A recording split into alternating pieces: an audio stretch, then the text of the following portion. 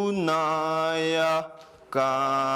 깜비아사이자 10년 동안 시민했어요. 건거 글씨는 있어요. 글씨는 있는데 안 가르쳤어요. 한글이 단 3년 만에 우리 60년 프랑스 제국을 산산조각 냈다. 지금 아프리카 대륙 전체가 그야말로 발칵 뒤집혔습니다. 인류 역사상 본 적도 없는 엄청난 문자 대혁명이 터졌거든요. 프랑스가 60년간 지배한 아프리카에는 3억 명이 살고 있습니다. 하지만 그중 70%가 글을 읽지 못합니다. 10년 동안 5억 유로를 쏟아부은 교육 원조도 이 벽을 넘지 못했습니다. 그런데 전 세계가 경악한 반전이 터졌습니다. 식민지 한 번 가져본 적 없이 선진국이 된 지구상 유일한 나라, 대한민국. 그 나라의 문자가 3억 명을 해방시키기 시작한 것입니다. 프랑스어는 감옥이었다. 한글은 자유다. 15개국이 동시에 한글 채택을 선언하는 초유의 사태. 도대체 무슨 일이 벌어진 걸까요? 193개국 대표가 앉아있는 유엔 총회장에서 프랑스 대표가 자리에서 일어났습니다. 프랑스를 대표해 사과드립니다. 우리가 틀렸습니다. 60년간 아프리카의 자국 언어를 강요하던 나라가 전 세계 앞에서 고개를 숙인 겁니다. 그 자리에 저도 있었어요.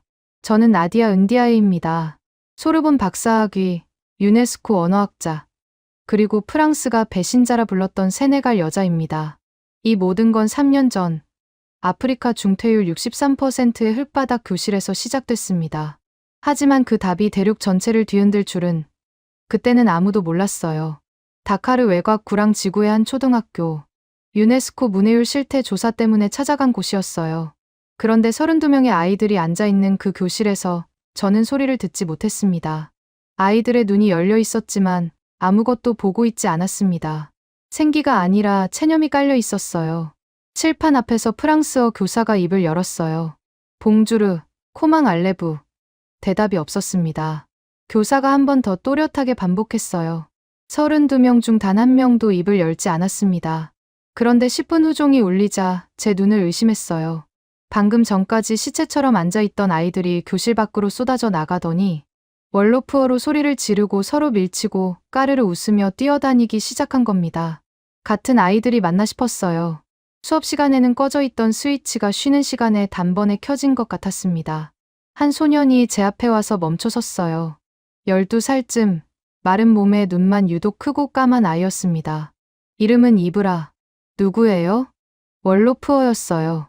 저도 세네갈 출신이니까 대답할 수 있었죠. 교육을 연구하는 사람이야. 이브라가 저를 빤히 올려다봤습니다. 그리고 이 아이가 던진 한마디에 제 다리가 굳었어요. 왜 우리는 우리 말로 공부하면 안 돼요? 10년 동안 교육 현장을 다녔습니다.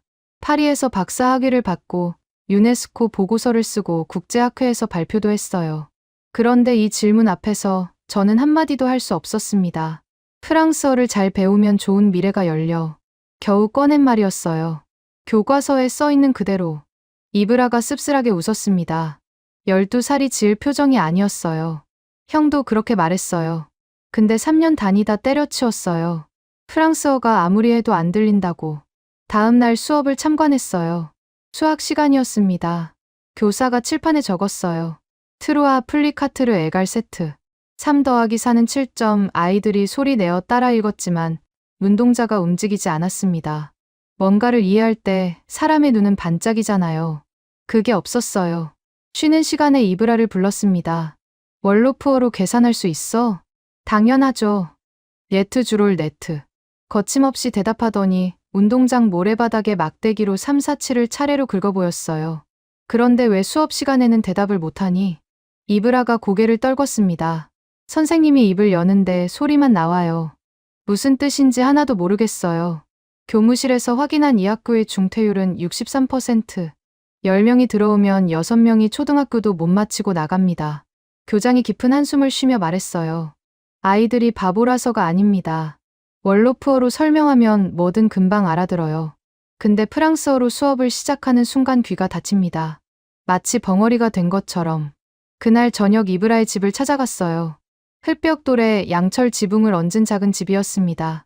어머니가 따뜻하게 맞아주셨지만 프랑스어는 한마디도 못하셨어요. 우리 아들이 똑똑한 건 알아요. 집에서는 뭐든 척척이에요. 근데 학교만 가면 바보 취급을 받아요. 눈시울이 붉어지더니 어머니가 말을 이었습니다. 나도 학교를 다녔어요. 2학년 때 그만뒀죠. 프랑스어를 도저히 못 따라가서. 우리 어머니도 그랬고 할머니도 그랬어요. 글자를 모르는 채로 태어나서 글자를 모르는 채로 살다가 글자를 모르는 채로 죽는 거예요. 3대째 학교를 나서는데 이브라가 뛰어와서 제 손을 잡았어요. 작고 거칠고 뜨거운 손이었습니다. 선생님, 우리도 우리 말로 공부할 수 있는 날이 올까요? 그 눈빛을 저는 아직도 잊지 못합니다. 간절한데 이미 반쯤 포기한 12살이 가져서는 안 되는 눈빛. 저는 프랑스 정부 장학금으로 공부했고 프랑스어 덕분에 여기까지 왔습니다. 그래서 지금부터 하는 이야기가 더 무겁습니다. 프랑스어가 저한테는 사다리였지만 이브라한테는 감옥이었다는 걸 그날 처음 알았으니까요. 파리로 돌아가서 보고서를 썼어요. 현 시스템의 근본적 재검토가 필요하다. 적었다가 지우고 다시 적었다가 또 지웠습니다. 이걸 제출하면 무슨 일이 벌어질지 뻔히 알고 있었거든요.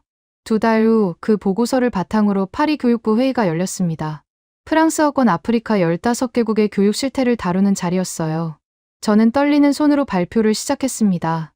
세네갈, 말리, 부르키나파소 등에서 초등학교 중퇴율이 평균 55%를 넘고 있습니다. 가장 큰 원인은 언어 장벽입니다. 회의실이 술렁였어요. 교육부 차관 모렐이 인상을 찌푸렸습니다. 그래서 무엇을 제안하는 겁니까? 심호흡을 했어요. 토착어 교육의 도입이 필요합니다.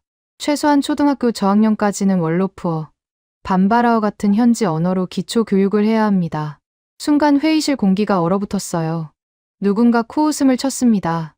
언어정책국장 베르나르였어요. 은디아의 박사, 아프리카 언어로 과학을 가르치겠다고요. 수학은요? 역사는? 그런 원시적인 언어로는 현대 문명을 담을 수 없습니다. 원시적이라고요? 얼굴이 화끈거렸습니다. 월로프어는 1000만 명이 사용하는 언어입니다. 복잡한 철학적 개념도 충분히 표현할 수 있고요. 하지만 문자가 없지 않습니까? 베르나르가 비웃으며 말했어요. 설마 구전으로 교육하자는 건 아니겠죠? 모렐 차관이 손을 들어 제지했습니다. 은디아의 박사, 우리는 60년간 프랑코포니를 통해 아프리카의 문명을 전파해 왔습니다. 이제 와서 그걸 부정하겠다는 겁니까? 부정하는 게 아닙니다. 현실을 직시하자는 거예요. 60%의 아이들이 학교를 떠나고 있습니다. 그건 그들의 능력 문제입니다. 교육정책실장 기호가 차갑게 끊었어요. 프랑스어를 배울 능력이 있는 아이들은 성공하고 없는 아이들은 자연스럽게 도태되는 겁니다. 제 귀를 의심했습니다. 자연스러운 도태라고요? 8살짜리 아이한테 그 말을 할 수 있습니까? 그게 교육입니까? 감정적으로 접근하지 마십시오. 모렐이 단호하게 말했어요. 프랑스어는 이성과 논리의 언어입니다. 아프리카가 발전하려면 프랑스어를 배워야 합니다. 이건 변할 수 없는 사실이에요. 제가 입을 열려는 순간 모렐이 테이블을 쳤습니다. 은디아의 박사, 당신은 프랑스 정부 장학금으로 소르본에서 공부했어요. 프랑스 납세자의 돈으로. 그런데 이제 와서 프랑스 교육 시스템을 공격합니까? 마지막 일격이었어요. 은혜를 모르는 사람으로 몰아가는 겁니다. 저는 더 이상 입을 열 수 없었습니다. 회의가 끝나고 복도로 나왔을 때 젊은 직원 하나가 조심스럽게 다가왔어요.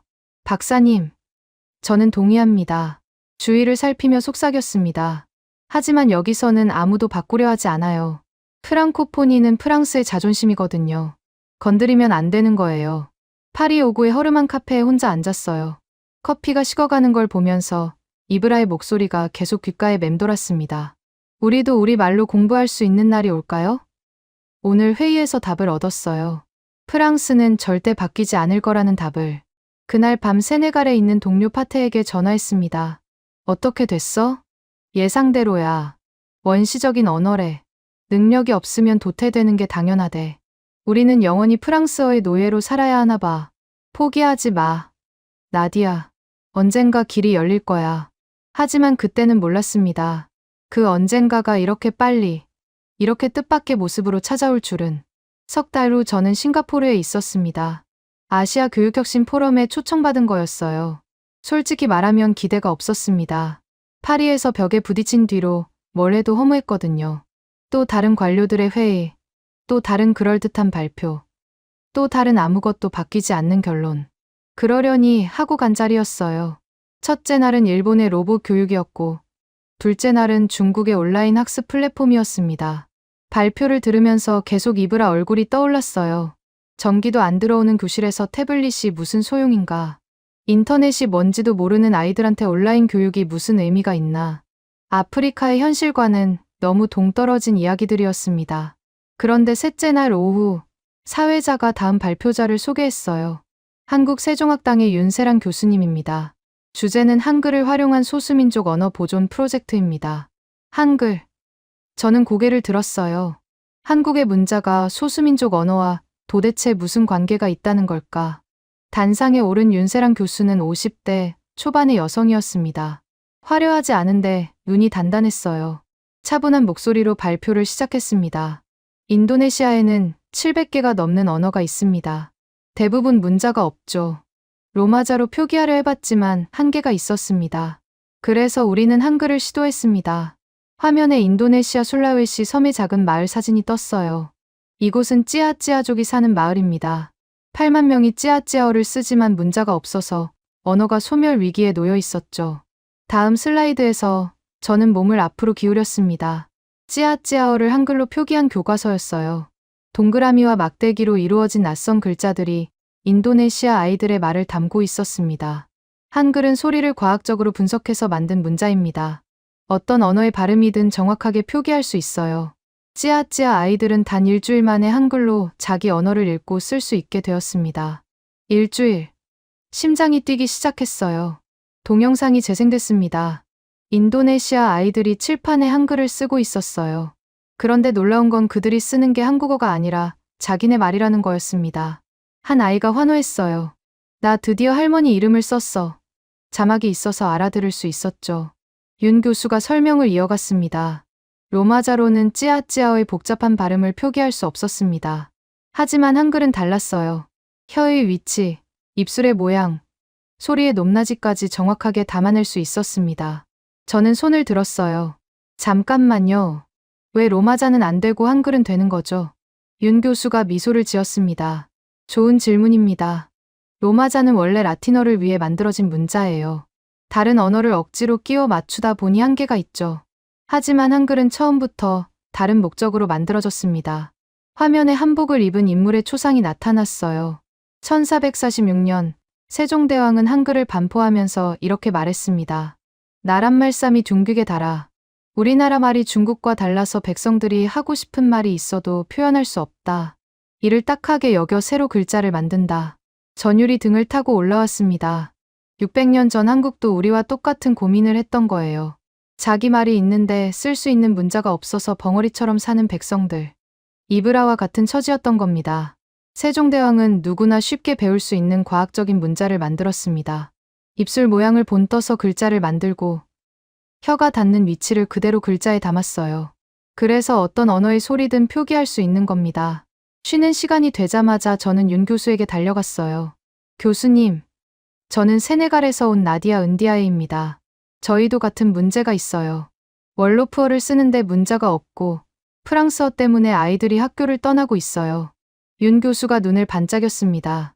세네갈이라면 월로프어를 쓰시죠? 네, 맞아요. 한글로 월로프어를 표기해 보신 적은요? 저는 놀라서 되물었어요. 한글로 월로프어를요? 윤 교수가 노트를 꺼냈습니다. 당신 이름을 월로프어로 어떻게 발음하죠? 나디아 은디아예요. 교수가 펜을 들더니 뭔가를 적었어요. 한글로 나디아 은디아에 월로프어 특유의 콧소리까지 살려서 적은 거였습니다. 이게 제 이름이에요? 네. 한글은 세상의 모든 소리를 담을 수 있거든요. 월로프어의 특수한 발음도 문제없을 거예요. 그날 저녁 호텔 방에서 밤을 새웠어요. 한글에 대해 검색하고 또 검색했습니다. 자음과 모음의 조합 원리, 소리의 과학적 분석, 누구나 아침에 배워서 저녁에 쓸 수 있다는 말. 새벽 3시쯤이었어요. 화면을 보다가 갑자기 눈물이 쏟아졌습니다. 이거다. 이게 바로 우리가 찾던 답이다. 하지만 동시에 무서웠어요. 프랑스 관료들의 얼굴이 떠올랐거든요. 모렐 차관의 테이블 치는 소리, 베르나르의 코웃음, 기우의 차가운 눈. 이걸 들고 가면 뭐라고 할까? 한국 문자를 아프리카에 들여오겠다고? 난리가 날 거였습니다. 다음 날 아침 윤 교수와 식사를 하면서 솔직하게 털어놓았어요. 한글이 답인 건 알겠어요. 하지만 저항이 너무 클 거예요.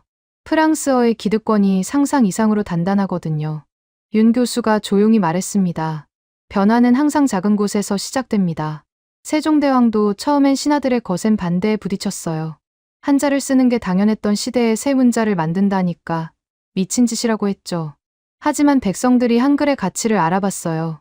교수가 잠시 멈췄다가 말을 이었어요. 중요한 건 아이들이에요.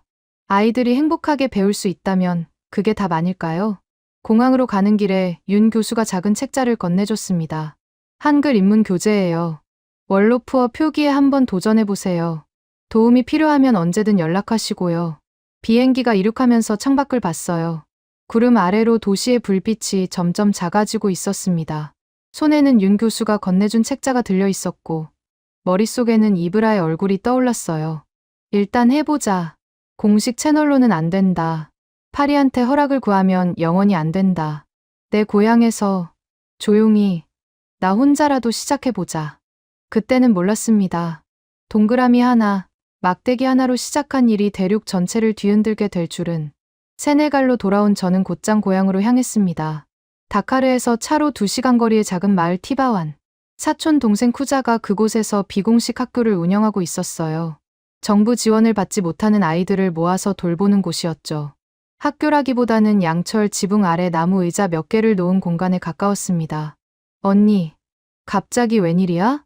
쿠자가 반갑게 맞아줬어요. 쿠자, 내가 새로운 걸 하나 시도해 보려고 해. 너희 아이들하고 함께 싱가포르에서 가져온 자료를 펼쳐 보였어요. 쿠자가 고개를 갸우뚱했습니다. 이게 뭐야? 동그라미랑 막대기 그림 같은데? 한글이라는 문자야. 이걸로 월로푸어를 쓸 수 있어. 월로푸어를. 쿠자가 눈이 휘둥그레졌어요. 우리 말을. 정말로? 그날 저녁 20명의 아이들 앞에 섰습니다. 8살부터 14살까지 나이가 다양했어요. 전부 프랑스어 학교에서 중퇴했거나 아예 학교를 다녀본 적 없는 아이들이었습니다. 오늘부터 특별한 걸 배울 거야. 우리 말을 쓰는 법을. 아이들이 수군거렸어요. 월로푸어를 쓴다고요? 그게 돼요? 11살 알라산이 손을 번쩍 들었어요. 선생님, 월로푸어는 말로만 하는 거 아니에요? 우리 할아버지도 그렇게 말했는데 이제부터는 쓸 수 있어. 이 글자로 칠판에 큰 원을 그렸습니다. 이건 오야. 입을 동그랗게 해서 내는 소리지. 오, 아이들이 따라했어요. 이번엔 세로로 막대기 하나를 그었습니다. 이건 이야. 이. 너무 단순했어요. 그래서 아이들이 금방 알아들었습니다. 고을 가르칠 때는 목에 손을 대게 했어요. 여기서 소리가 걸리지. 그 걸리는 모양이 이 글자야. 아이들이 깔깔 웃으면서 서로 목을 만져봤습니다. 30분이 지났을 때 믿을 수 없는 일이 벌어졌어요. 8살 아자가 칠판 앞으로 나왔습니다. 분필을 쥔 손이 살짝 떨리고 있었어요. 교실이 조용해졌습니다. 아자가 천천히 한 글자 적기 시작했어요. 아, 자기 이름이었습니다. 태어나서 처음으로 자기 이름을 쓴 거였어요. 아자가 뒤를 돌아보며 소리쳤습니다. 선생님, 저 썼어요. 제 이름 썼어요. 순간 교실이 터졌어요. 아이들이 너도 나도 칠판으로 달려갔습니다. 나도 쓸래. 순식간에 칠판이 한글로 쓴 이름들로 가득 찼어요. 알라산, 키네, 바바카르, 파투마타. 글자 모양은 삐뚤빼뚤했지만 하나하나가 이 아이들의 존재 그 자체였습니다. 쿠자가 교실 뒤에서 눈물을 닦고 있었어요. 언니, 이게 정말 되는 거였어. 애들이 저렇게 좋아하는 거 한 번도 못 봤어. 이틀째부터는 단어를 가르쳤어요. 아이들이 가장 좋아하는 단어부터 시작했습니다. 엄마는 월로푸어로 뭐야? 야이. 아이들이 한 목소리로 외쳤어요. 칠판에 야이라고 썼습니다. 아이들이 따라 쓰면서 얼굴이 환해졌어요. 나흘째 되는 날, 아이들이 집에서 종이를 가져왔어요.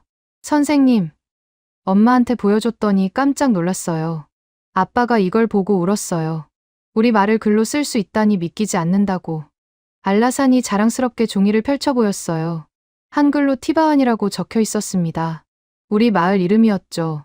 할머니한테 보여드렸더니요. 할머니가 이걸 들고 한참을 쳐다보셨어요. 그러다가 눈물을 흘리셨어요.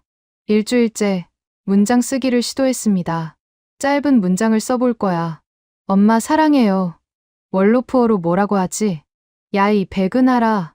아이들이 합창했어요. 칠판에 천천히 적었습니다. 야이 백은하라.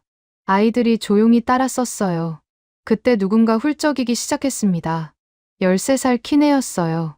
왜 그래? 키네? 엄마한테 편지 쓰고 싶어요. 키네의 목소리가 떨렸습니다. 엄마는 글을 몰라서 제가 학교 다니는 것도 이해 못했거든요. 학교에서 뭘 배우는지, 왜 가야 하는지 한 번도 설명해 드린 적이 없어요. 근데 이제 우리말로 편지를 쓸 수 있잖아요. 그날 저녁 아이들은 각자 한글로 쓴 편지를 들고 집으로 갔어요. 다음 날 아침 마을이 발칵 뒤집혔습니다. 부모들이 학교로 몰려왔어요. 이게 뭐예요? 우리 애가 쓴 거라고요. 한 어머니가 떨리는 손으로 편지를 들고 있었어요. 야이 백은하라. 알라산이 큰 소리로 읽어줬습니다. 엄마 사랑해요. 어머니가 아들을 끌어안았어요. 우리 아들이 우리말로 글을 쓰다니. 2주째 되는 날 12살 바바카르가 칠판 앞에 나와서 무언가를 쓰기 시작했어요. 짧은 이야기였습니다.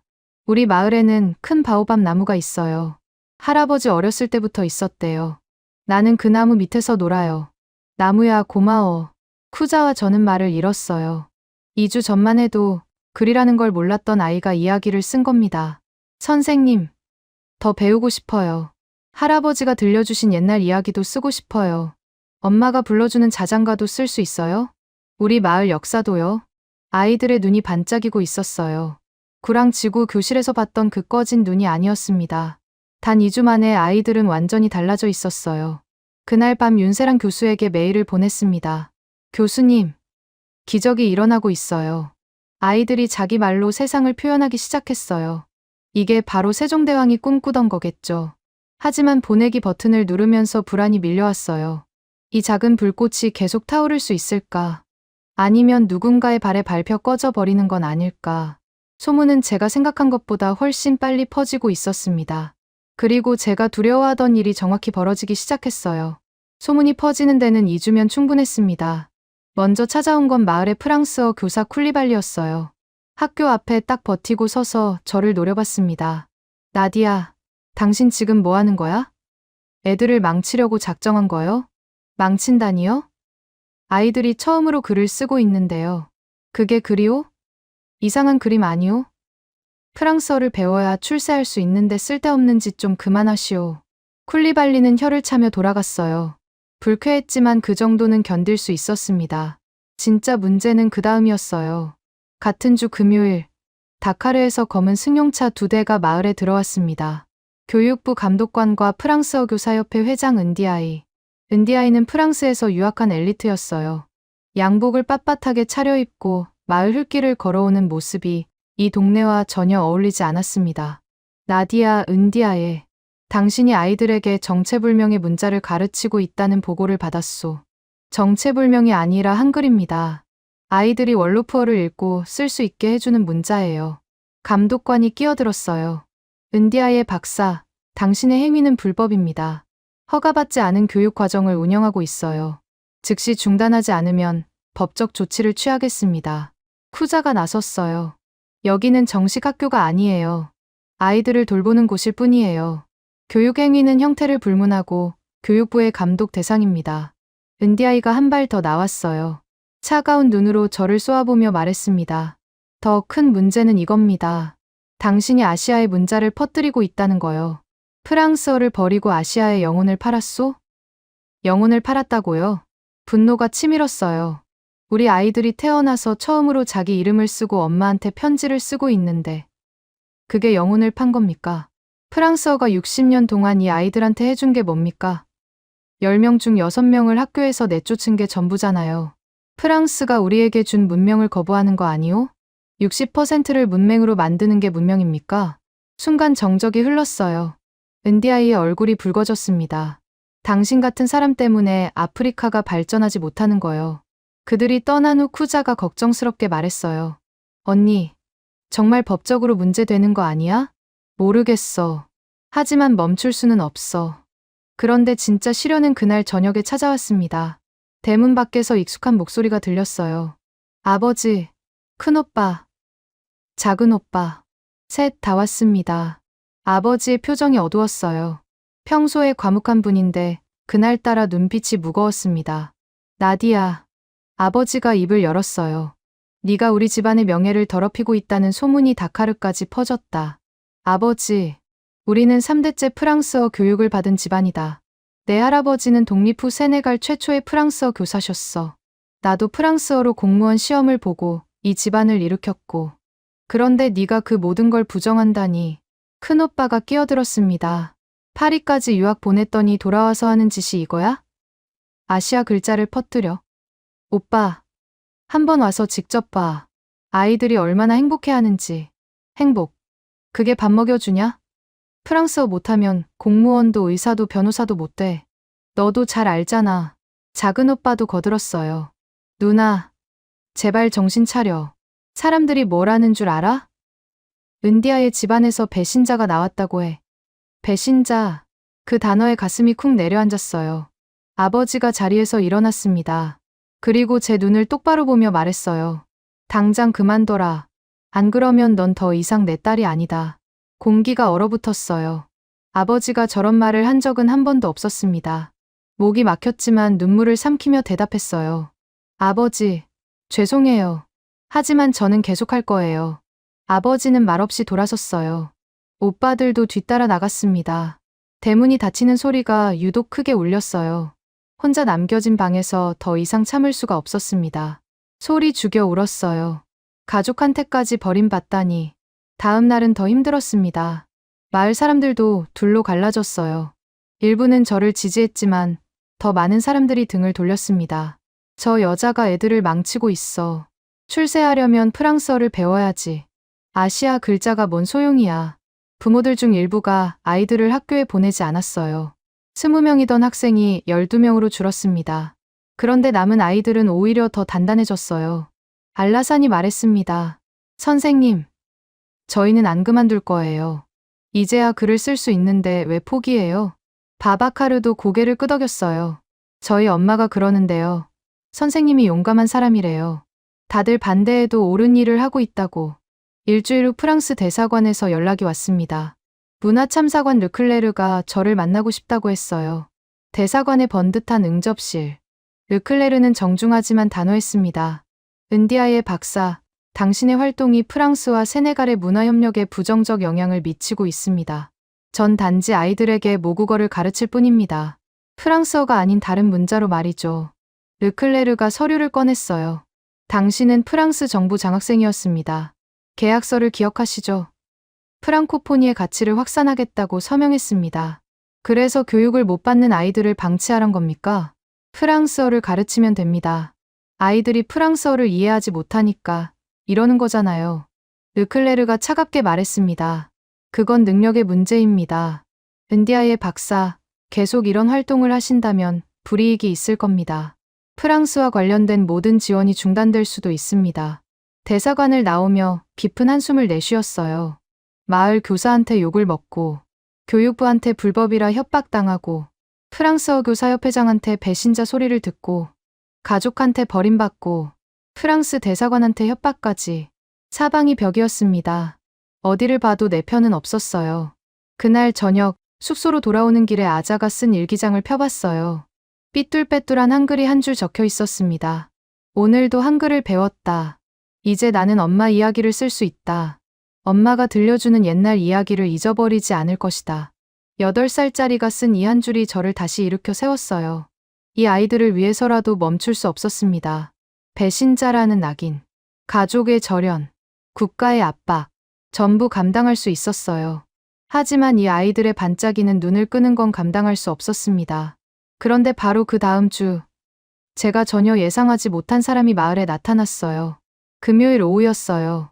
수업을 마치고 정리를 하는데 밖에서 낡은 자동차 한 대가 멈추는 소리가 들렸습니다. 문을 열고 나가보니 하얀 모자에 긴 가운을 입은 노인이 지팡이를 짚고 천천히 걸어오고 있었어요. 셰이크 은자이. 마을의 이맘이었습니다. 70대 중반, 이 지역에서 가장 존경받는 종교 지도자였죠. 그분이 직접 찾아왔다는 건 보통 일이 아니었어요. 심장이 쿵 내려앉았습니다. 종교 지도자까지 비난하러 온 건가? 이제 정말 끝인가? 나디야, 차 한잔하면서 이야기 좀 나누지. 목소리가 의외로 온화했어요. 플라스틱 의자 2개를 마주 놓고 앉았습니다. 쿠자가 아타야 차를 끓여왔어요. 민트향이 올라오는 동안 셰이크가 먼저 입을 열었습니다. 자네가 하는 일에 대해 많은 이야기를 들었네. 좋은 이야기는 아니었을 거예요. 그런 이야기도 있었지. 노인이 차를 한 모금 마셨어요. 하지만 내가 더 관심 있는 건 아이들의 변화야. 제가 고개를 들었습니다. 바바카르의 어머니가 모스크에 와서 울면서 기도했거든. 아들이 처음으로 알라의 이름을 썼다고. 그것도 우리 말로. 바바카르가요? 셰이크가 주머니에서 접힌 종이를 꺼냈어요. 한글이 적혀 있었습니다. 제가 읽었어요. 비스밀라히 라흐마니 라임. 자비로우시고 자애로우신 알라의 이름으로. 코란의 첫 구절이었습니다. 12살 바바카르가 한글로 쓴 거예요. 셰이크의 눈가가 촉촉해졌습니다. 40년간 아이들에게 코란을 가르쳤네. 그런데 대부분은 아랍어를 외우기만 할 뿐 뜻을 모르고 있었어. 그냥 소리를 따라 읽는 거지. 근데 이 아이는 우리말로 뜻을 쓴 거야. 이해하면서 쓴 거란 말이야. 노인이 그 종이를 한참 들여다봤어요. 이건 그냥 글자가 아니야. 이건 믿음을 이해하는 길이야. 가슴이 벅차올랐지만 동시에 걱정이 앞섰어요. 셰이크, 많은 사람들이 이걸 반대하고 있어요. 프랑스어가 아닌 다른 문자를 가르친다고. 셰이크가 고개를 천천히 저었습니다. 알라는 모든 언어를 존중하시네. 코란에도 나와 있지. 우리가 너희를 여러 민족과 부족으로 만든 것은 서로를 알게 하기 위함이라. 언어도 마찬가지야. 셰이크가 차를 내려놓고 제 눈을 똑바로 바라봤어요. 프랑스어도 좋은 언어야. 하지만 그것만이 유일한 길은 아니지. 우리 아이들이 우리 말로 지식을 얻고 신앙을 표현할 수 있다면 그게 진정한 교육 아니겠나? 저는 떨리는 목소리로 물었어요. 셰이크, 그러면 저를 도와주시는 건가요? 노인이 미소를 지었습니다. 이미 결정했네. 내일부터 모스크 교육관에서 한글 수업을 열어도 좋네. 모스크에서요? 정말로요? 그래. 그리고 내가 직접 배울 생각이야. 70이 넘었지만 배움의 나이가 어디 있겠나. 다음 날 아침, 모스크 교육관의 문이 열렸습니다. 저는 많아야 30명쯤 올 거라 생각했어요. 그런데 50명이 넘는 사람들이 몰려왔습니다. 아이들뿐만 아니라 어른들도 왔어요. 20대 청년부터 60대 할머니까지. 셰이크가 직접 앞에 서서 소개했습니다.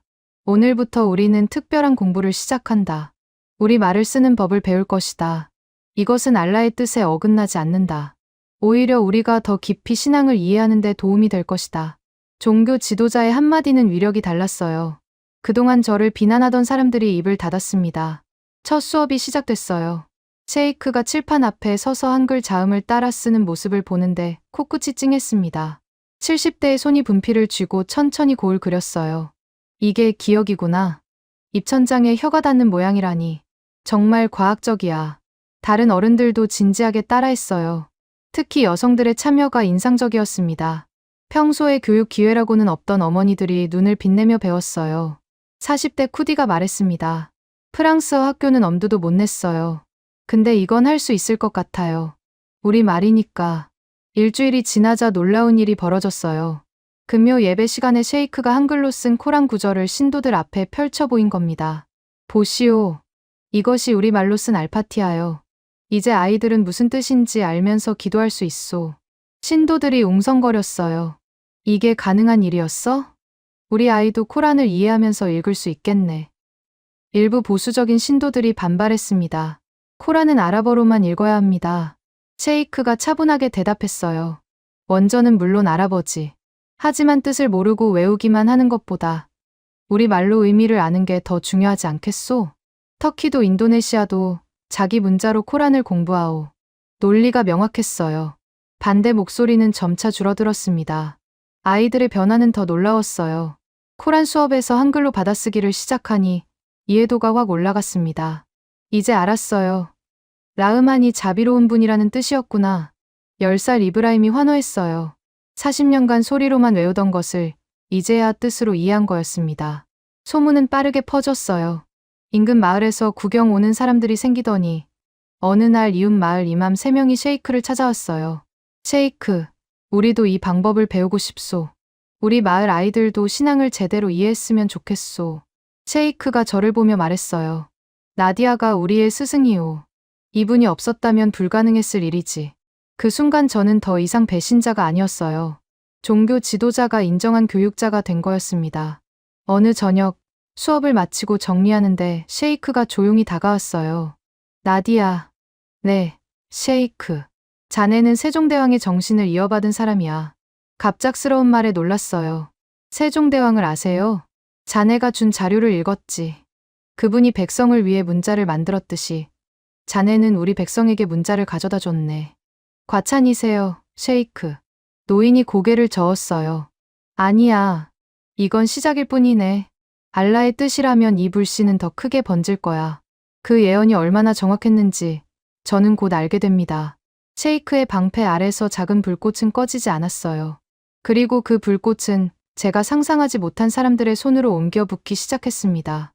셰이크의 지원 이후 분위기가 완전히 달라졌어요. 특히 놀라웠던 건 어머니들이었습니다.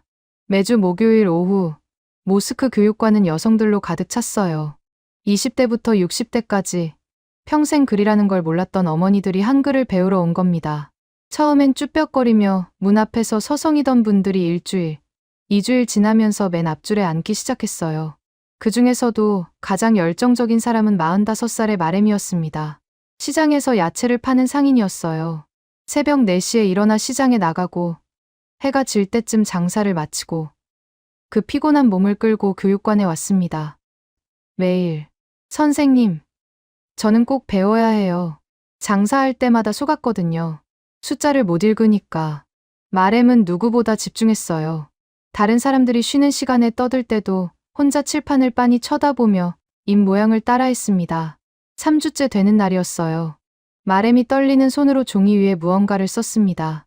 한 글자, 한 글자, 천천히. 사마야이 백은하라. 참마야. 내 아들아. 엄마가 사랑한다. 마렘이 펜을 놓더니 종이를 두 손으로 들어 올렸어요. 그리고 울기 시작했습니다. 45년 인생에서 처음 쓴 문장이었어요. 선생님. 제가 정말 쓴 거예요. 주변의 여성들도 눈물을 닦았어요. 마렘이 흐느끼며 말했습니다. 20년 전에 아들을 다카르로 보냈어요. 공부시키려고. 그 뒤로 소식이 끊겼어요.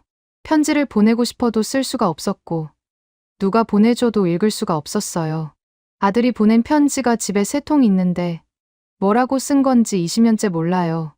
마렘은 그 종이를 가슴에 꼭 안았어요. 이제라도 아들한테 편지를 보낼 거예요. 엄마도 이제 글을 안다고. 다음 주 마렘이 교육관에 뛰어들어왔어요. 손에 편지 한 장을 들고 선생님, 아들이 답장을 보냈어요. 편지는 프랑스어로 쓰여 있었습니다. 하지만 맨 아래에 한글이 적혀 있었어요. 삐뚤삐뚤한 글씨로. 야이 내 크나 도구나. 엄마, 정말 놀랐어요. 아들이 다카르에서 한글을 찾아 배운 거였어요. 엄마가 보낸 편지를 보고 자기도 배워서 한글로 답장을 쓴 겁니다. 엄마가 글을 쓰다니. 저도 한글을 배워서 엄마랑 편지할게요. 마렘이 그 편지를 가슴에 대고 오열했어요. 20년 만에 아들과 같은 글자로 대화한 거였습니다. 이 이야기가 퍼지면서 시장 여성들이 줄줄이 몰려왔어요. 나도 아들한테 편지 쓰고 싶어. 딸한테도 쓸 수 있어? 장부도 쓸 수 있을까? 특히 시장 상인 여성들이 적극적이었어요. 그동안 숫자를 몰라 얼마나 손해를 봤는지 모른다면서 한글 숫자부터 배우기 시작했죠. 2달 후 시장에 변화가 나타났어요. 한글 간판이 하나 둘 걸리기 시작한 겁니다. 마렘의 신선한 야채, 쿠디의 양품점, 아와의 옷가게. 처음엔 지나가던 사람들이 고개를 갸웃거렸어요. 저게 뭐야? 이상한 그림 아니야? 마렘이 당당하게 대답했습니다. 내가 쓴 우리 가게 이름이야. 이제 나도 글을 안다고. 여성들이 서로 한글로 메모를 주고받기 시작했어요. 물건값을 적어주고 레시피를 공유하고 심지어 시장 한편에서 쪽지를 돌리기도 했죠. 50대 쿠디가 수줍게 고백한 날은 교육관이 웃음바다가 됐어요. 남편한테 처음으로 연애 편지를 썼어요. 결혼한 지 30년 만에. 남편이 읽고 한참 가만히 있더니 고개를 돌려서 울더라고요. 이런 변화를 보면서 마을 남자들도 슬금슬금 관심을 보이기 시작했어요. 우리 마누라가 글을 쓰는데 나만 모르면 창피하잖아. 딸이 아빠도 배우라고 졸라. 남성반도 만들어졌어요. 자존심 때문에 처음엔 뒷줄에 앉아서 힐끔거렸지만 이틀만 지나면 앞줄 싸움이 벌어졌습니다. 그런데 진짜 혁명은 다른 곳에서 터졌어요.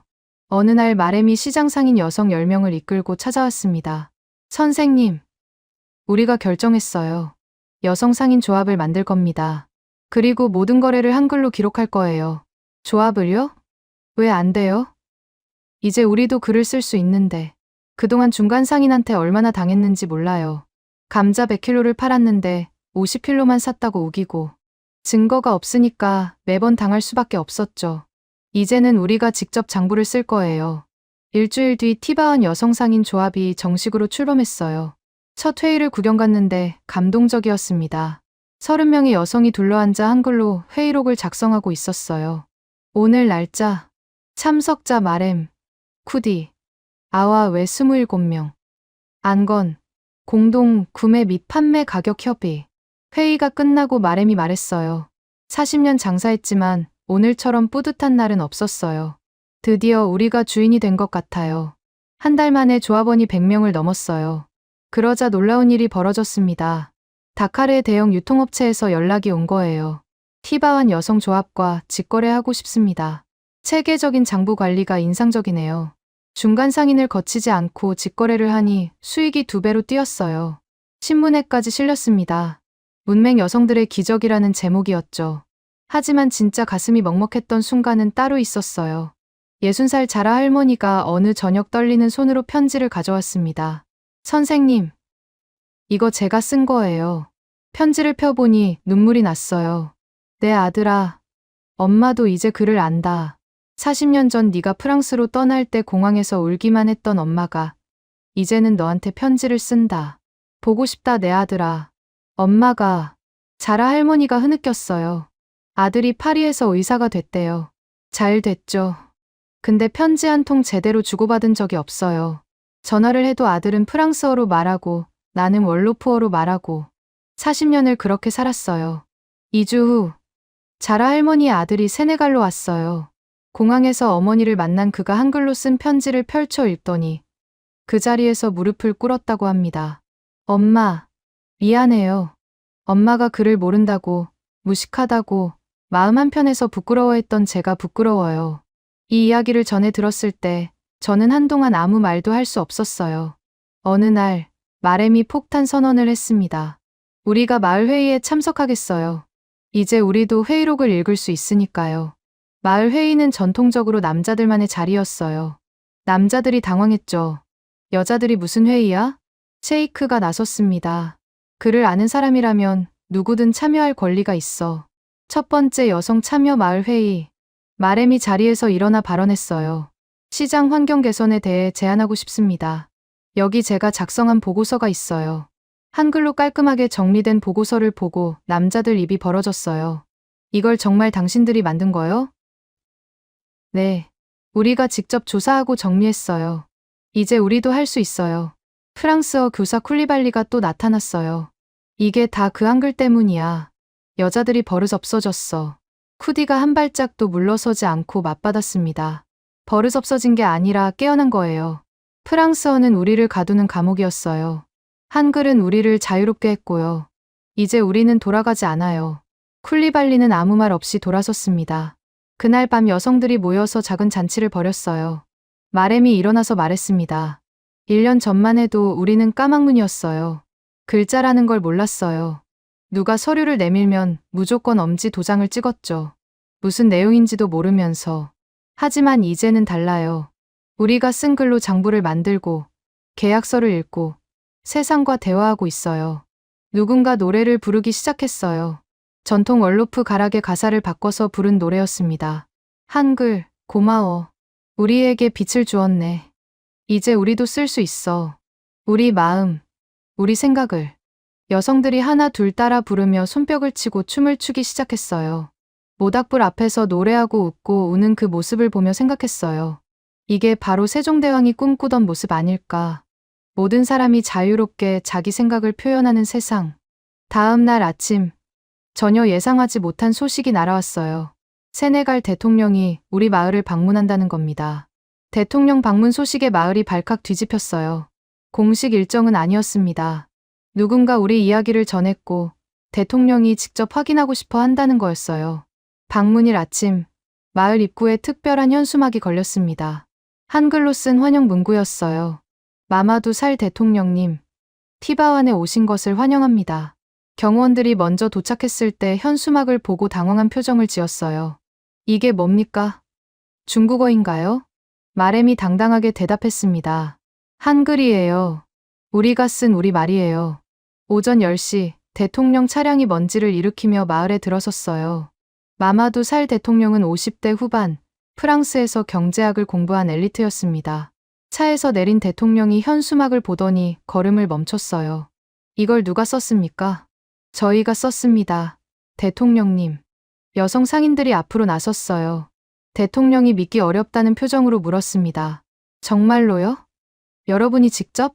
그때 8살 아자가 앞으로 걸어 나왔어요. 손에 접은 종이를 들고 있었습니다. 대통령 할아버지, 이거 제가 쓴 편지예요. 읽어 드릴게요. 아자가 또렷한 목소리로 읽기 시작했어요.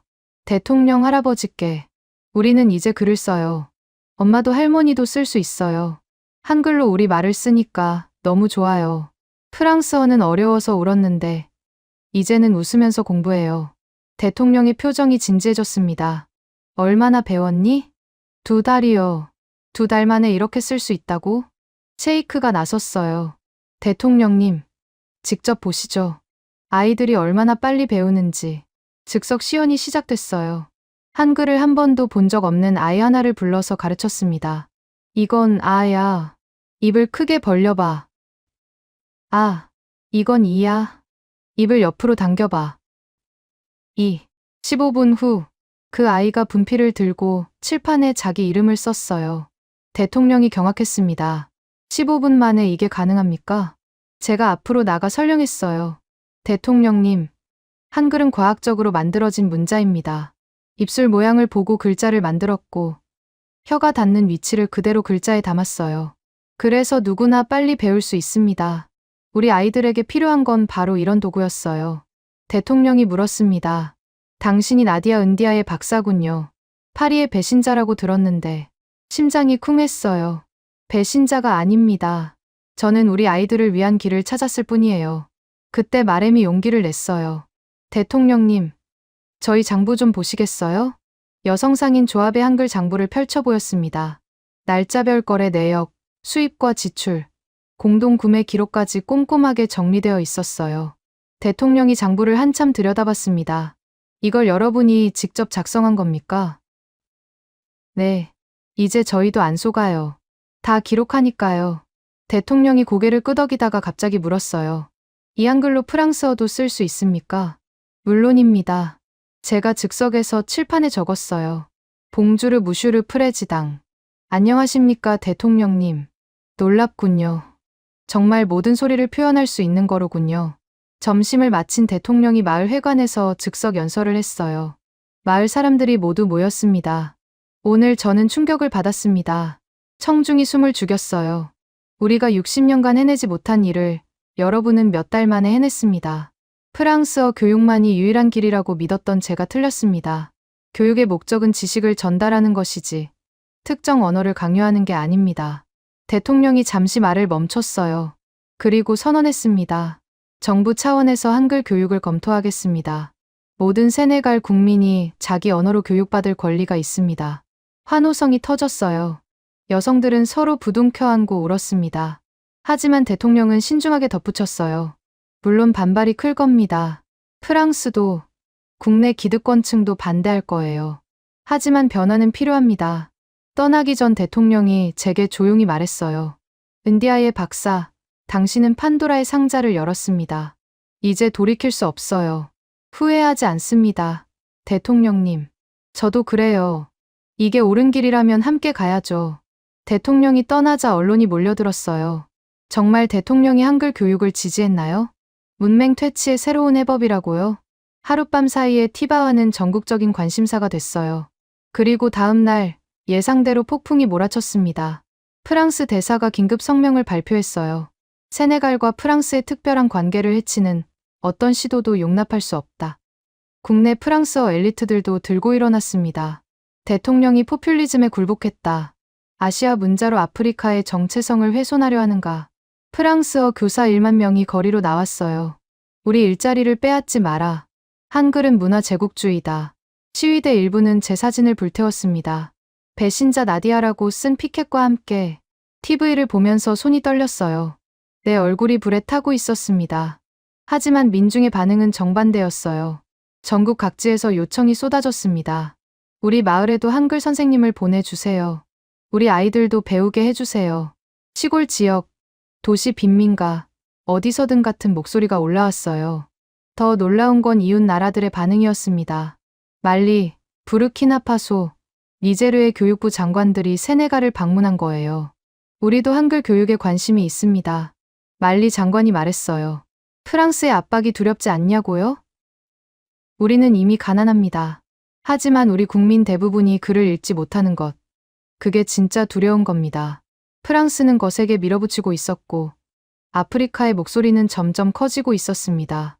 양쪽의 압력 사이에서 대통령이 어떤 선택을 할지 그것이 모든 걸 결정할 순간이 다가오고 있었어요. 대통령궁 회의는 팽팽한 긴장 속에서 시작됐어요.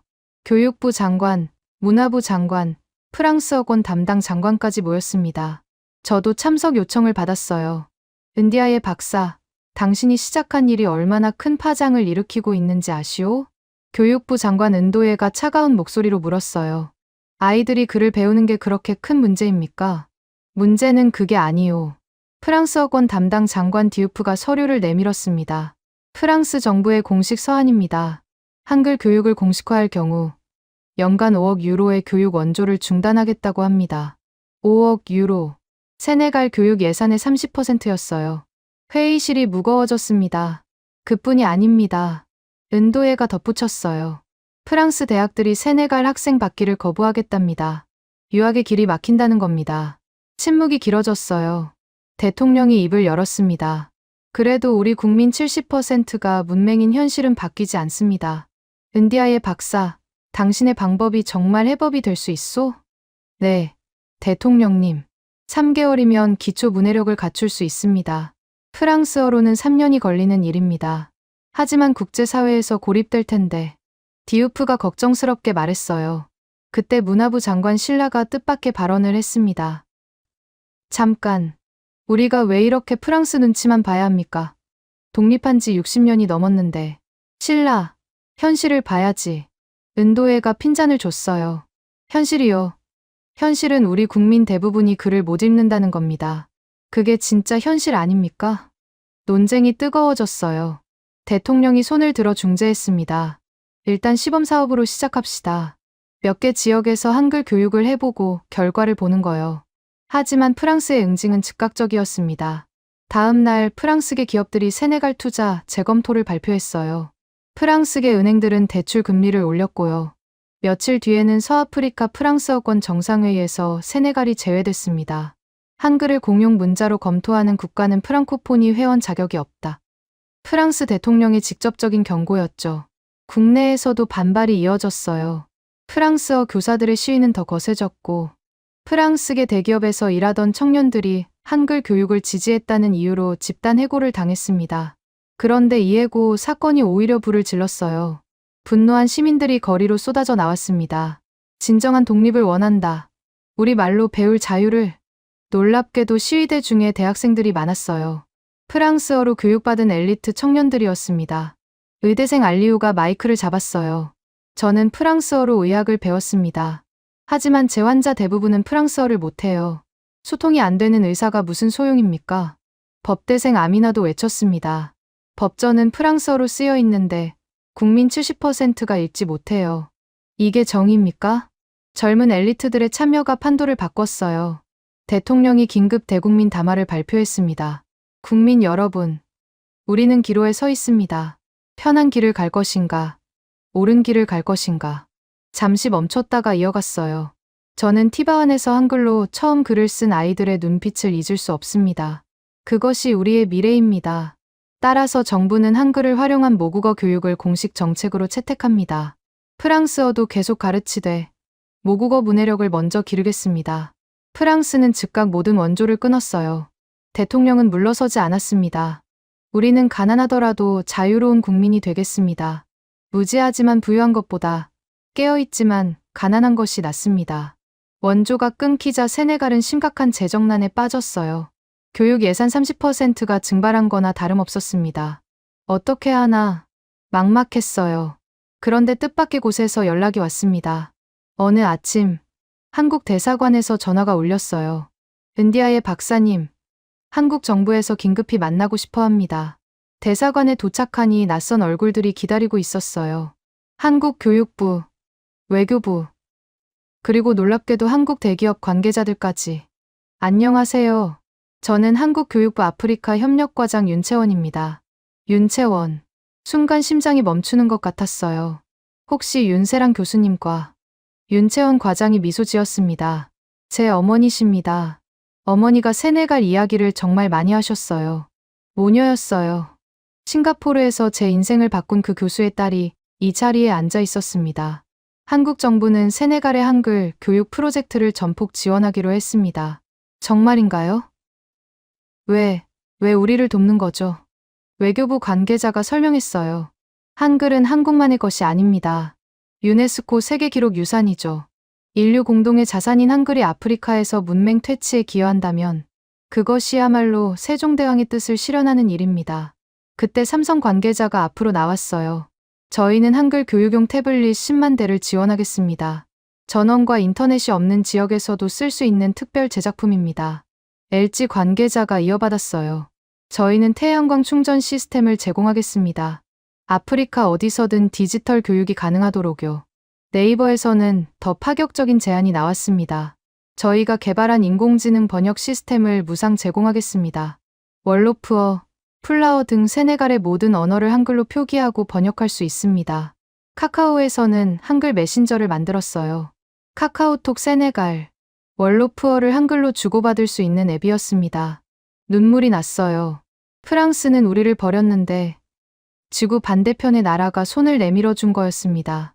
왜 이렇게까지 도와주시는 건가요? 윤채원 과장이 따뜻하게 말했어요. 한국도 한때 문맹률이 80%였습니다. 하지만 한글 덕분에 빠르게 교육할 수 있었죠. 그 경험을 나누고 싶습니다. 일주일 후 한국교원대학교에서 자원봉사 교사 100명이 도착했어요. 인천공항을 떠나기 전 한 교사가 인터뷰한 게 뉴스에 나왔습니다. 세종대왕이 만든 한글이 600년 후 아프리카에서 쓰인다니 가슴이 벅찹니다. 이것이야말로 진정한 한류 아닌가요? 그중 가장 인상적인 사람은 65살의 은퇴 교사 정복래 선생이었어요. 40년간 한국에서 한글을 가르쳤어요.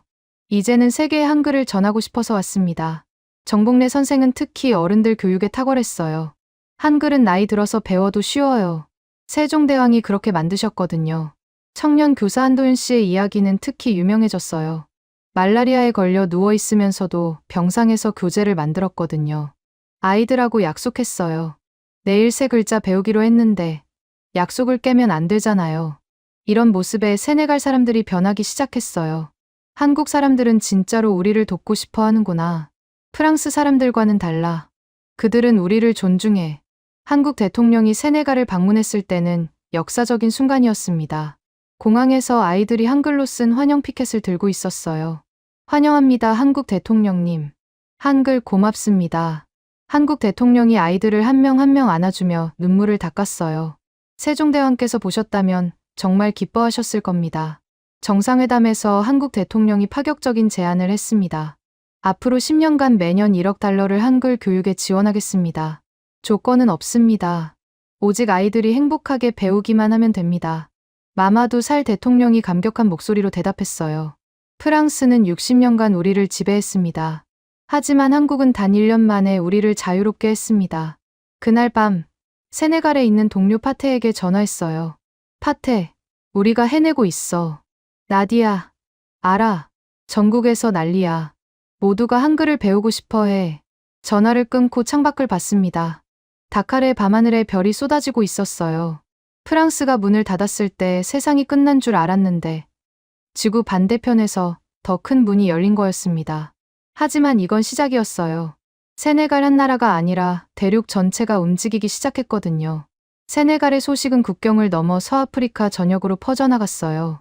가장 먼저 반응한 건 이웃나라 말리였습니다. 말리 교육부 장관 케이타가 직접 다카르로 날아왔어요. 우리도 한글을 도입하고 싶소. 반바라어를 한글로 쓸 수 있다니. 직접 확인하고 싶소.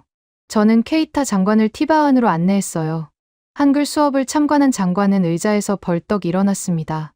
10살 파투마타가 칠판에 반바라어로 한글을 쓰고 있었거든요. 말리에서 온 손님을 위해 아이들이 준비한 문장이었어요. 이카 말리라보 네카 누만. 당신은 말리에서 왔고 우리는 당신을 사랑합니다. 케이타 장관의 눈에서 눈물이 흘렀어요. 우리 말이 글자가 됐구나. 일주일 후 말리 의회는 만장일치로 한글 교육 도입을 결의했습니다. 프랑스가 뭐라 하든 상관없다. 우리 아이들의 미래가 더 중요하다. 부르키나파소는 더 적극적이었어요.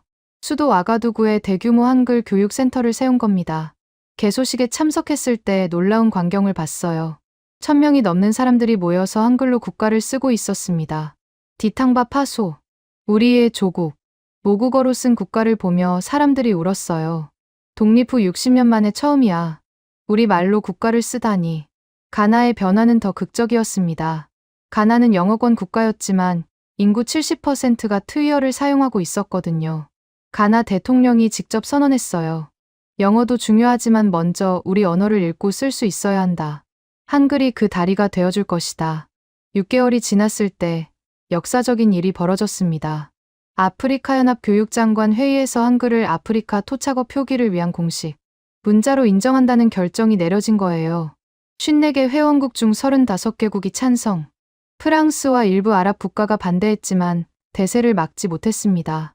이집트 대표가 반대 연설을 했어요. 아랍 문자로도 충분히 가능하다. 왜 아시아 문자를 써야 하는가? 그때 르완다 대표가 일어섰습니다. 우리는 식민지 시대에 강요받은 문자가 아닌 우리가 선택한 문자를 원합니다. 한글은 누구도 강요하지 않았어요. 우리가 선택한 겁니다. 박수가 터져나왔어요. 나이지리아의 참여는 결정적이었습니다. 2억 인구의 거대 국가가 움직이자 판도가 완전히 바뀌었어요. 나이지리아는 독특한 접근을 했습니다. 하우사어, 요르바어, 이그보어 등 주요 언어별로 한글 표기법을 따로 개발한 거예요. 하나의 문자로 300개 언어를 쓸 수 있다. 나이지리아 교육부의 슬로건이었죠. 라고스의 빈민가에서 일어난 일은 특히 가슴이 먹먹했어요. 쓰레기 더미에서 폐품을 줍던 12살 에마누엘이 한글을 배우기 시작한 겁니다. 이 아이의 이야기가 전 세계 언론에 보도됐어요. 이제 저도 꿈을 쓸 수 있어요. 의사가 되고 싶다고요. 에마누엘이 한글로 쓴 일기장이 공개됐을 때 세계가 멈췄습니다. 오늘도 쓰레기를 주웠다. 하지만 이제는 다르다. 내가 글을 쓸 수 있으니까. 언젠가 이 일기를 읽으며 웃을 날이 올 것이다. 남아프리카 공화국의 참여로 대륙 전체가 움직이기 시작했어요. 아프리카 최대 경제국이 나서자 나머지 국가들도 주목했습니다. 우리는 11개 공용어를 가진 나라다. 한글은 이 모든 언어를 평등하게 만들어줄 도구다. 줄루어, 코사어, 반투어, 모든 언어가 한글로 표기되기 시작했어요. 그의 가장 인상적인 사건은 아프리카 한글 문학상의 탄생이었습니다. 첫 공모에 5,000편이 넘는 작품이 쏟아졌어요. 대상은 말리의 10대 소녀 아미나타가 받았습니다. 작품 제목은 바오밥 나무 아래. 바오밥 나무 아래 어머니가 들려준 이야기. 이제는 잊지 않아요. 한글로 썼으니까. 바람이 불어도 비가 와도 내 글자는 남아있어요. 우리 이야기는 영원해요. 시상식에서 아미나타가 한 말이 잊히지 않아요. 프랑스어로는 할머니 이야기를 쓸 수 없었어요. 단어가 없었거든요. 하지만 한글로는 할머니 목소리까지 담을 수 있어요. 그 순간 티바안에서 바바카르가 칠판에 썼던 바오밥 나무 이야기가 떠올랐어요. 2주 만에 글을 배운 12살 아이가 쓴 그 짧은 글이 대륙 전체의 문학으로 피어난 거였습니다. 세계보건기구의 보고서도 충격적이었어요. 한글 교육 도입 지역에서 보건 지표가 눈에 띄게 개선된 겁니다. 사람들이 약 복용법과 위생 수칙을 읽을 수 있게 되면서 질병 예방률이 올라간 거였어요. 문맹 퇴치가 건강까지 바꾼 겁니다. 경제 효과도 뚜렷했어요. 세계은행 보고서에 따르면 한글 도입 1년 만에 해당 지역 경제 성장률이 평균 5% 올라갔다고 합니다. 빌 게이츠가 세네갈을 방문했을 때 한 말이 화제가 됐어요. 마이크로소프트가 20년간 하려던 일을 한글이 2년 만에 해냈습니다. 이것이야말로 진정한 혁신입니다. 그 자리에서 10억 달러 지원을 약속했죠. 하지만 가장 큰 변화는 숫자가 아니었어요. 사람들의 눈빛이 달라졌습니다. 더 이상 고개를 숙이지 않았어요. 서류 앞에서 움츠리지 않았어요. 글을 읽고 쓸 수 있다는 것. 그게 사람을 이렇게까지 바꾸는 거였습니다. 80살 투마니 할머니의 말이 모든 걸 대변해요. 평생 남한테 의지했어요. 서류에 뭐가 적혔는지 몰라서 시키는 대로 도장만 찍었죠. 이제는 혼자서 읽어요. 늙어서라도 사람이 된 것 같아요. 2년 만에 아프리카 15개국에서 1억 명이 한글로 읽고 쓸 수 있게 됐어요. 유네스코는 이것을 21세기 최대의 교육혁명이라고 불렀습니다. 프랑스 르몽드지조차 인정했어요. 우리가 60년간 실패한 일을 한국의 작은 문자가 해냈다. 이제 인정할 때다. 아프리카는 스스로의 길을 찾았다. 그리고 마침내 그날이 왔어요. 193개국 앞에 설 날이. 뉴욕. UN 본부. 193개국 대표들이 앉아있는 총회장. 연단 위에 제가 서 있었습니다. 다리가 떨렸어요. 하지만 제 뒤에는 더 특별한 사람들이 있었습니다. 티바완에서 온 아이들이었어요. 오늘 저는 한 언어학자가 아닌 기적의 증인으로 이 자리에 섰습니다. 제 목소리가 회의장에 울려 퍼졌어요. 3년 전 세네갈의 작은 마을에서 20명의 아이들과 시작한 일이 이제 1억 명의 삶을 바꿨습니다. 화면에 통계가 나타났어요. 15개국 한글 교육 도입, 1억 명 기초 문해력 획득, 문맹률 70%에서 25%로 감소, 여성 문해율 300% 증가. 숫자만으로는 설명할 수 없습니다. 그래서 직접 들어보시겠습니다. 한글이 바꾼 삶의 목소리를. 첫 번째는 우간다에서 온 14살 아샤였어요. 마이크 앞에 선 아샤가 입을 열었습니다. 안녕하세요. 한국어였어요. 회의장이 술렁였습니다. 아샤가 영어로 이어갔어요. 저는 우간다의 아샤입니다. 3년 전 저는 이름도 쓸 수 없었어요. 학교에 간 적이 없었거든요. 하지만 한글을 만나고 모든 게 바뀌었습니다. 아샤가 태블릿을 들어 보였어요. 화면에 한글로 빼곡히 쓴 일기가 있었습니다. 이건 제가 쓴 일기예요. 우간다 내전으로 잃어버린 가족 이야기를 썼어요. 이제 저는 작가가 되고 싶어요. 우리의 아픔과 희망을 세계에 전하고 싶어요. 아샤가 마지막으로 한글로 쓴 문장을 읽었습니다. 미래는 그를 아는 자의 것이다. 이제 우리도 미래를 쓸 수 있다. 박수가 터졌어요. 몇몇 대표들이 안경을 벗고 눈을 닦았습니다. 두 번째는 마렘이었어요. 티바완 시장에서 야채를 팔던 그 마렘. 이제는 100명을 고용한 농산물 유통회사 대표가 된 마렘이었습니다. 저는 45살에 처음 글을 배웠습니다. 시장에서 야채를 팔던 문맹 여성이었죠. 마렘이 장부를 꺼내 보였어요. 한글로 장부를 쓰기 시작하면서 제 인생이 바뀌었어요. 더 이상 속지 않았고 직거래를 시작했고 사업이 커졌습니다. 마렘의 다음 말에 회의장이 조용해졌어요. 하지만 제일 기쁜 건 따로 있어요. 딸들한테 당당한 엄마가 됐다는 거예요. 이제 딸들 숙제도 봐줄 수 있거든요. 세 번째 순서는 특별한 영상이었어요. 화면이 15개로 나뉘었습니다. 세네갈, 말리, 부르키나파소, 가나, 나이지리아. 15개국 아이들이 화상으로 동시에 연결된 거였어요. 모두가 한글로 쓴 종이를 들고 있었습니다. 세네갈 아이들이 시작했어요. 우리는 말리 아이들이 이었습니다. 이제 부르키나파소 아이들, 글을 나이지리아 아이들, 쓸 수, 가나 아이들 있습니다. 그리고 15개국 아이들이 동시에 외쳤어요. 감사합니다 한글, 감사합니다 세종대왕. 한국 대표석에서 흐느끼는 소리가 들렸어요. 한국 대사가 고개를 숙이고 울고 있었습니다.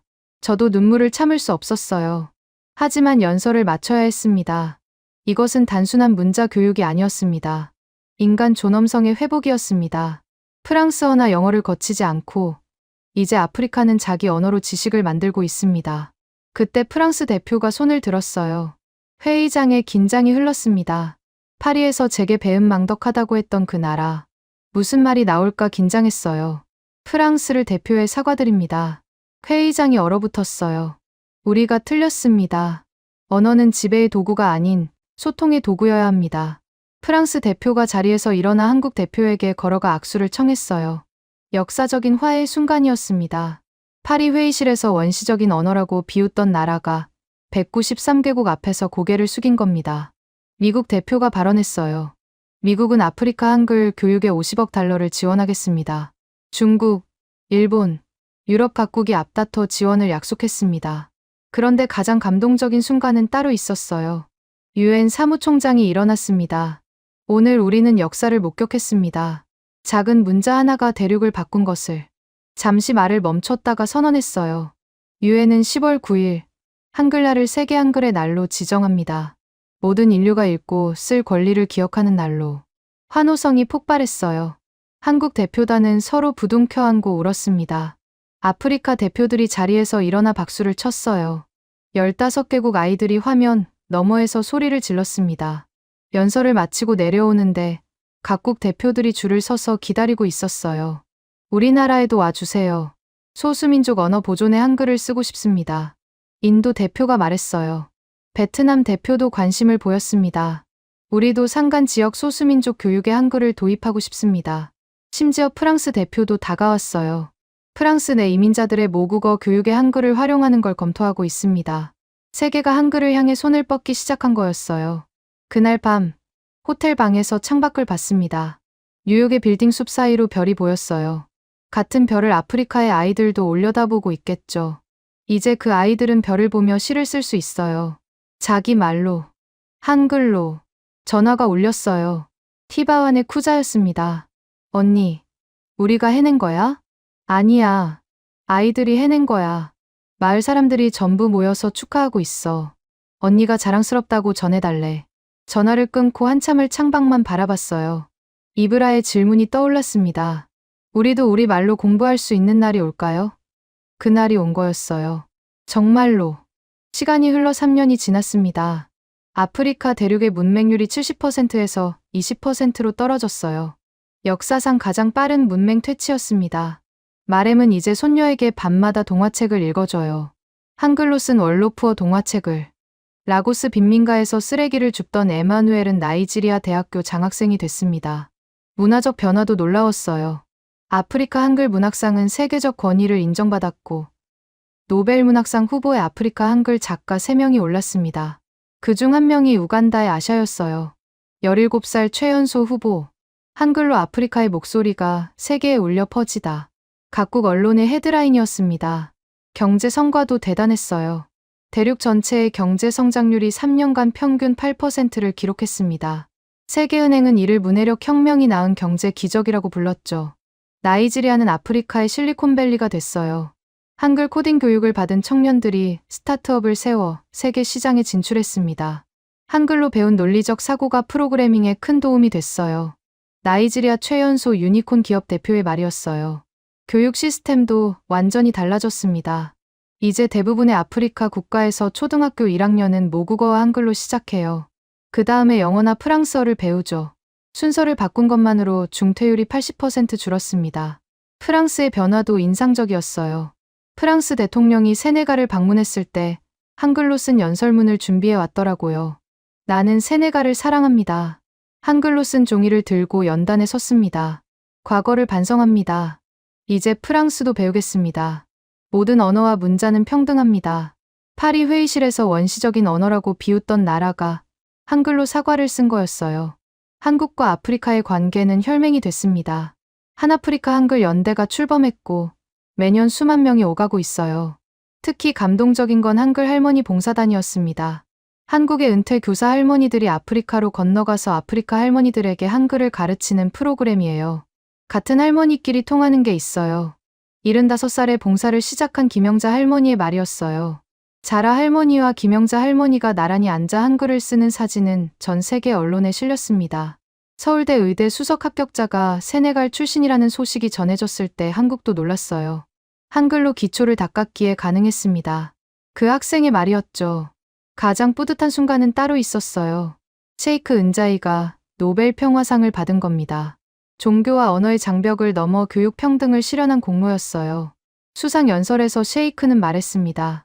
한글은 단순한 문자가 아니었습니다. 그것은 희망이었고 평등이었고 자유였습니다. 그리고 깜짝 발표를 했어요. 상금 전액을 세종대왕 아프리카 교육재단 설립에 기부합니다. 저도 작은 영예를 얻었어요. 유네스코 교육혁신상을 받았거든요. 하지만 진짜 주인공은 제가 아닙니다. 시상식에서 저는 이렇게 말했어요. 저는 단지 다리를 놓았을 뿐입니다. 그 다리를 건넌 건 아프리카의 아이들과 어머니들이었어요. 그리고 마지막으로 가장 개인적인 이야기를 할게요. 저는 결혼했어요. 상대는 인도네시아에서 온 언어학자였습니다. 한글로 찌아찌아어를 보존하는 프로젝트를 함께 하다가 사랑에 빠졌어요. 한글이 맺어준 인연이었죠. 결혼식에는 전 세계에서 손님이 왔어요. 한국에서 온 윤세랑 교수님, 세네갈 대통령, 셰이크 은자이, 심지어 프랑스 교육부 장관까지. 하지만 가장 특별한 손님은 티바완의 아이들이었어요. 그들이 준비한 축가는 한글로 쓴 노래였습니다. 선생님 고맙습니다. 한글을 가르쳐 주셔서. 이제 우리도 써요. 사랑한다는 말을. 모두가 울었어요. 월로프 한글 사전도 완성됐습니다. 1만 단어가 수록된 방대한 사전이에요. 편찬자는 다름 아닌 이브라였습니다. 왜 우리는 우리 말로 공부할 수 없어요? 라고 물었던 그 12살. 소년이 대학 교수가 돼서 사전을 만든 거예요. 이제 우리 언어는 영원히 사라지지 않을 겁니다. 한글로 기록됐으니까요. 알라산도 변했어요. 유명 작가가 됐습니다. 첫 소설 제목이 한글이 준 선물이었어요. 그 안에 이런 구절이 있었습니다. 우리는 프랑스어로 생각하고 영어로 꿈꿨다. 하지만 이제 우리는 우리 말로 생각하고 한글로 쓴다. 비로소 우리는 우리가 됐다. 오늘도 저는 티바완 학교에 갑니다. 이제는 번듯한 건물이 됐지만 그 첫 수업의 감동은 여전해요. 선생님, 오늘은 뭘 배워요? 아이들의 반짝이는 눈빛을 보면 확신합니다. 이것이 시작일 뿐이라고. 한글이 만들어갈 더 큰 기적이 기다리고 있다고. 세종대왕님, 당신이 600년 전에 만드신 그 글자가 지구 반대편 아프리카 대륙을 바꿨습니다. 당신이 백성을 사랑해서 만든 문자가 600년 후 3억 명에게 자유를 안겨줬습니다. 당신이 꿈꾸셨던 게 바로 이것이겠죠. 모든 사람이 자유롭게 자기 뜻을 펼치는 세상. 그 꿈이 이루어지고 있습니다. 아프리카에서 한글로. 정말 고맙습니다.